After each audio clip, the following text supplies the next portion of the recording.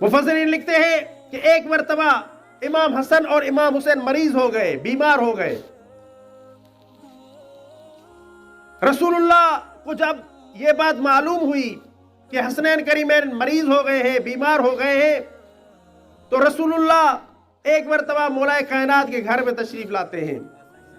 گھر میں آ کر کہنے لگے، اے ابو الحسن، آپ کے شہزادے مریض ہو گئے ہیں، بیمار ہو گئے ہیں، اے ابو الحسن آپ کوئی منت مانے۔ مفسرین لکھتے ہیں، شیعہ سنی تمام مفسرین لکھتے ہیں کہ مولا کائنات علی علیہ السلام نے 3 دن روزہ رکھنے کی منت مانی۔ جب مولا کائنات علی نے 3 دن روزہ رکھنے کی منت مانی تو جناب سیدہ نے کہا کہ میں بھی 3 دن روزہ رکھوں گی، اور ان کی کنیز فضا کہنے لگی کہ میں بھی 3 دن روزہ رکھوں گی۔ اب ایک مرتبہ امام حسن اور امام حسین ٹھیک ہو گئے، اب منت کو فرض ہے پورا کرنا۔ ایک دن مولا علی علیہ السلام نے روزہ رکھا، مولا علی علیہ السلام کے ساتھ سیدہ نے بھی روزہ رکھا، جناب فضا نے بھی روزہ رکھا، ان 3 ہستیوں نے روزہ رکھا۔ اور جب افطار کرنے کا ٹائم آیا تو ایک مسکین آ کر دروازے پر دق الباب کرتا ہے۔ مسکین آیا، دروازے پر دق الباب کیا، دروازہ کھٹکھٹایا کہ میں مسکین ہوں، مجھے کچھ کھانے کے لیے دے دو۔ تمام اہل بیت نے اس مسکین کو اپنا اپنا کھانا دے دیا اور خود پانی سے افطار کر لیا۔ اب دوسرا دن ہوا، مولا کائنات نے روزہ رکھا، جناب سیدہ نے بھی روزہ رکھا، جناب فضا، سب نے روزہ رکھ لیا۔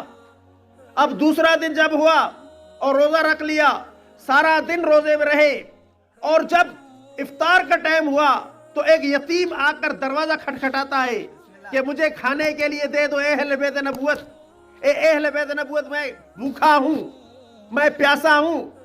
تو تمام اہل بیت نبوت نے، جناب فضا نے، امیر المومنین نے، جناب سیدہ نے اسے کھانا دے دیا۔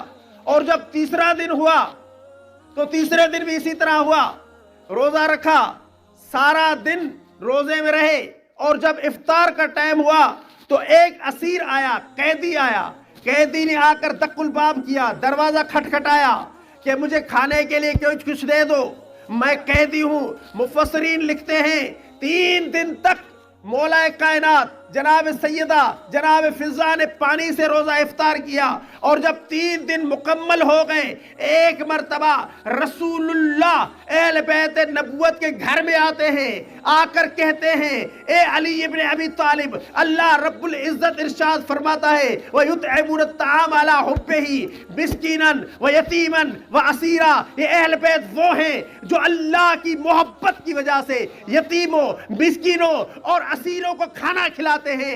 جب اہل بیت اطہار نے یتیم، مسکین کو کھانا کھلایا تو قرآن کی آیت بن گئی، لبیک لبیک لبیک یا حسین، لبیک لبیک لبیک یا حسین، لبیک لبیک لبیک یا حسین، نعرہ حیدری یا علی یا علی یا علی مدد۔ علی ولی کے ملنگ لوگوں کسی تونگر سے کم نہیں، علی ولی کے ملنگ لوگوں کسی تونگر سے کم نہیں، انہی کے کشکول کی سخاوت کسی کے لنگر سے کم نہیں۔ بروز محشر مجال کیا فرشتے نہ دے سلامتی ہمیں، بروز محشر مجال کیا فرشتے نہ دے سلامتی ہمیں، ہمارے سینوں پہ داغ ماتم نشان حیدر سے کم نہیں۔ نعرہ